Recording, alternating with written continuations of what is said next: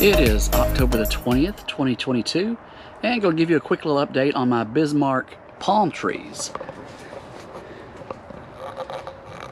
These two tall,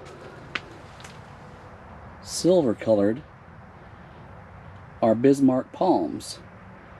I actually ordered the seeds for these on September the 8th, 2021.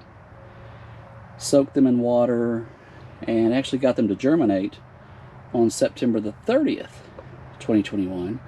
So these are a little over a year old right now. These turn out to be large, beautiful trees. I believe these are actually my favorites. I got a couple of the seeds to germinate and got them to this point right here. I do have a few other seeds that came with these that haven't done anything.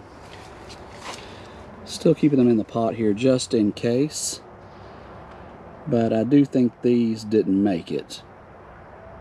I'm going to go ahead and let them stay there until I need the pot or the soil, just to give them every chance to possibly come out.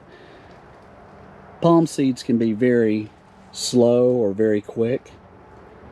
Thank you for watching the videos. Thank you for subscribing, and stay tuned for more updates.